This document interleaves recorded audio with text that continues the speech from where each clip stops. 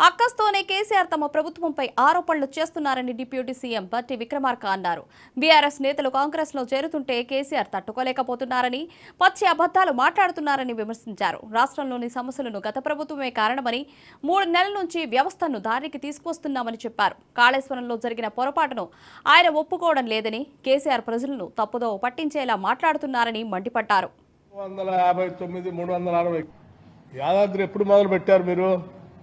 నేను లెక్కలతో సహా ఎందుకు అసలు ఆలస్యమైంది, ఎవరి వల్ల ఆలస్యమైంది కూడా డేట్లతో సహా నేను మీ ద్వారా రాష్ట్ర ప్రజలకి, దేశానికి కూడా తెలియజెప్పాలనుకుంటున్నా.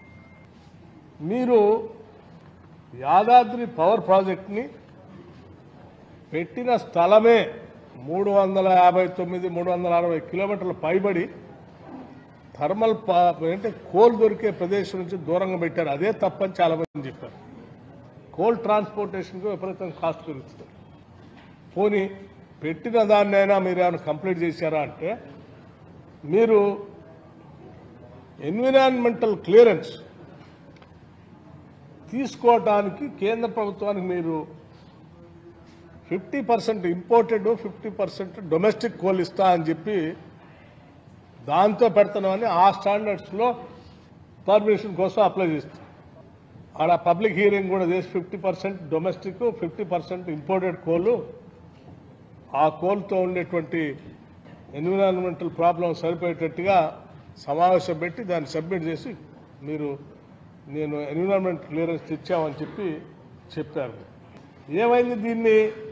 కొన్ని అట్లాగే మరి 50% ఇంపోర్టెడ్ కోల్తో, 50% స్థానిక కోల్తో, మన ఇండిజినియస్ కోల్తో నడుపుతున్నట్టు లేదు. మొత్తాన్ని 100% ఇండిజినియస్ కోల్గా పర్మిషన్ వచ్చిన తర్వాత మీరు మార్చేశారు.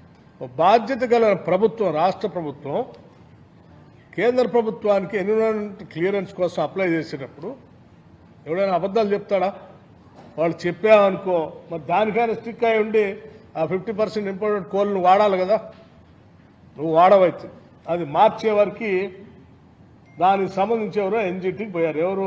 Environment YTP suspended by the honourable NGT southern zone Chennai on 30th 9, 2022. ఎవరున్నారు అప్పుడు అధికారంలో? మీరే పాలనలో ఉన్నారు. తెచ్చిన ఎన్విరాన్మెంటల్ క్లియరెన్సెస్ క్యాన్సిల్ చేశారు. 2022 నుంచి డిసెంబర్లో ఎన్నికలు జరిగేంత వరకు కూడా ఆ ఎన్విరాన్మెంటల్ క్లియరెన్స్ వాళ్ళు క్యాన్సిల్ చేస్తే మళ్ళీ దాన్ని హియరింగ్ చేసి సబ్మిట్ చేసి ఏమైనా క్లియరెన్స్ తీసుకొచ్చారా?